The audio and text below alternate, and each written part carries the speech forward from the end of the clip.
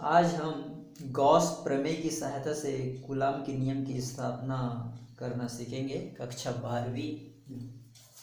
Gauss प्रमेय की सहायता से गॉस गॉस प्रमेय की सहायता से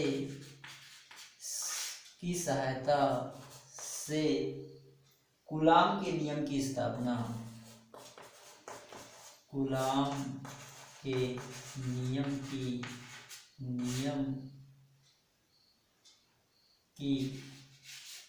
स्थापना पढ़ेंगे। गॉस प्रमेय की सहायता से कूलाम के नियम की स्थापना कैसे करते हैं, ये हमारा सीरीज का क्वेश्चन नंबर 2 होगा। ये बोर्ड एग्जाम 2022 को ध्यान में रखते हुए बनाया जा रहा है। उसमें गॉस प्रमेय की सहायता से कूलाम के नियम की स्थापना। हमने फर्स्ट सीरीज में गॉस प्रमेय पढ़ा, अब दूसरे सीरीज में गॉस प्रमेय की सहायता से कूलाम के नियम की स्थापना कैसे होगी उसको पढ़ेंगे।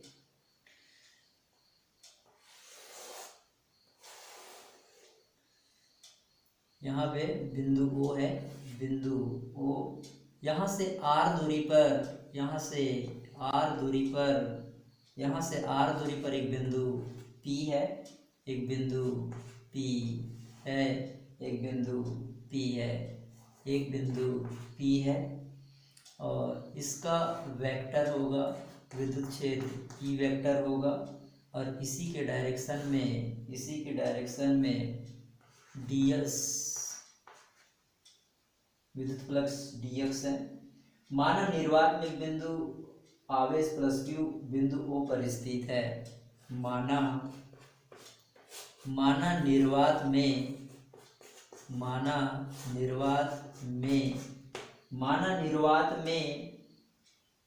एक बिंदु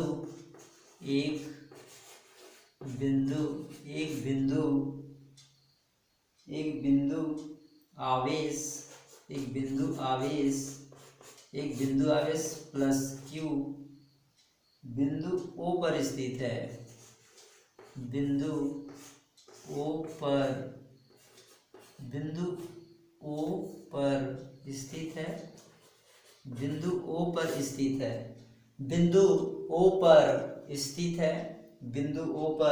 स्थित है।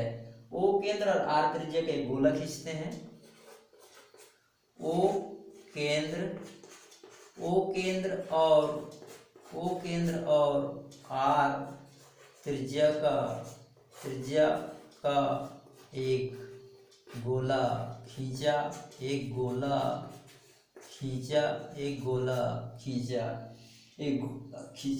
इस गोले का पृष्ठ गॉसीय पृष्ठ होगा। इस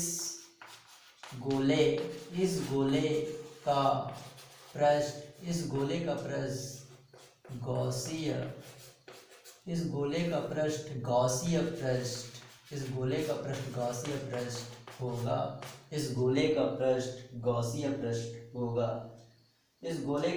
गॉसीय पृष्ठ होगा। गोलीय गासीय पृष्ठ पर एक क्षेत्रफल अवयव ds लेते हैं। इस गॉसीय पृष्ठ पर अल्प क्षेत्र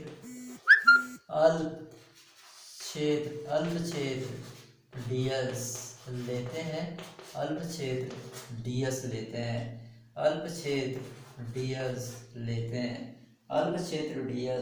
लेते हैं। इस प्रकार इसकी दिशा भी त्रिज्यीय दिशा में बाहर की ओर समान होगी। इस प्रकार वेक्टर E और ds के बीच कोण इस प्रकार वेक्टर E व ds वेक्टर के बीच कोण 0 डिग्री का बनेगा। 0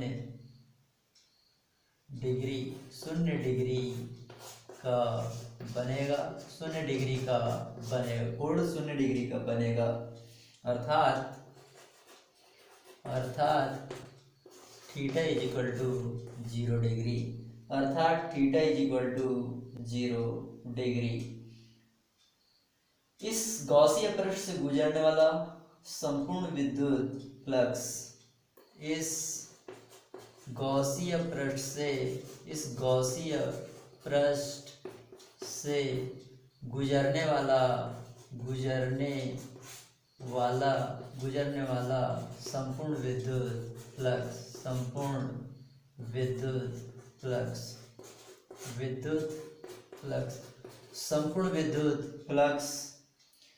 विद्युत फ्लक्स होगा फाई ई बराबर समाकलन E vector into DS vector, E vector into DS vector, E vector into DS vector, E vector into DS vector, E vector into DS vector, E vector into DS vector. इधर phi e बराबर हो जाएगा समाकलन E into DS into cos 0 degree into cos 0 degree. चूँकि cos 0 degree बराबर 1 होता है, अतः फाई ई बराबर समाकलन ई इंटू डी एस और cos 0 का मान 1 हो जाएगा। cos 0 का मान 1 हो जाएगा। ये हो जाएगा फाई ई बराबर, ई कांस्टेंट है बाहर निकाल लेंगे, ई बाहर हो जाएगा, समाकलन होगा डीएस का, समाकलन होगा डीएस का।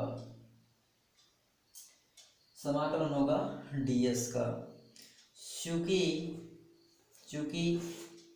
अल्प क्षेत्र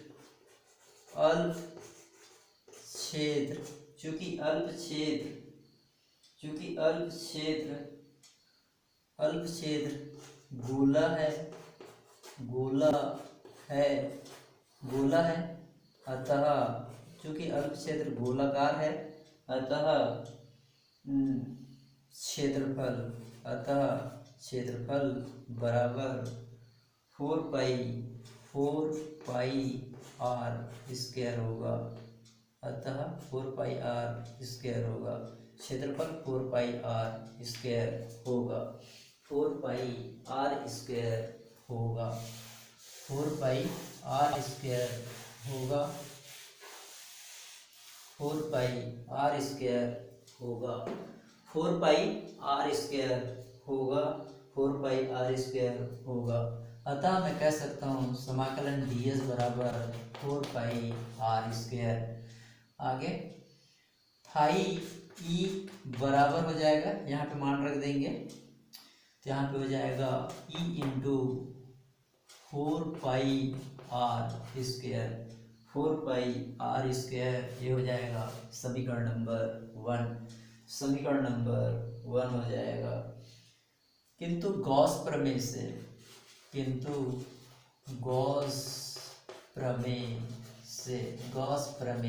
से फाई ई बराबर q upon epsilon not, phi e बराबर क्यू अपान एप्सिलॉन नॉट हो जाएगा समीकरण नंबर 2। समीकरण नंबर 1 व 2 से समीकरण नंबर 1 और 2 से क्या हो जाएगा, दोनों का लेफ्ट हैंड साइड बराबर है, इसलिए राइट हैंड साइड को भी बराबर कर देंगे, तो ये हो जाएगा क्यू अपान एप्सिलॉन नॉट बराबर e into 4 pi are square, e into 4 pi are square. मान रखने पर हो गया।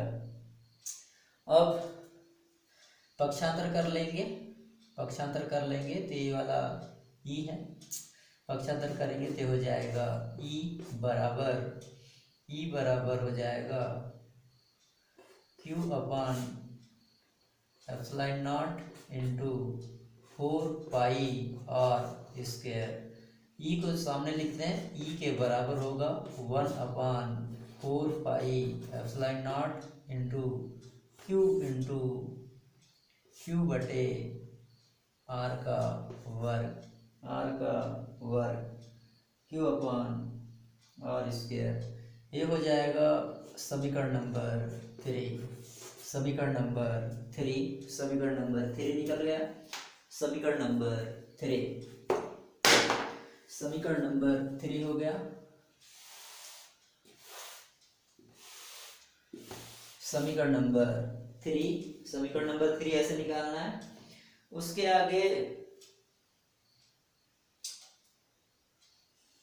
आगे यदि बिंदु P पर एक अन्य बिंदु आवेश Q0 रखें तो उस पर लगने वाला बल, यदि Q0, यदि बिंदु P पर एक अन्य आवेश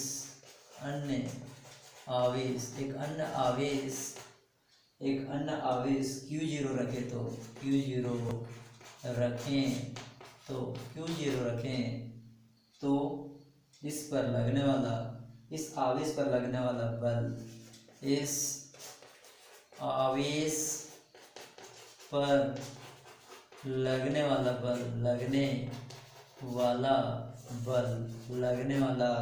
बल हो जाएगा F बराबर Q0 इंटू E।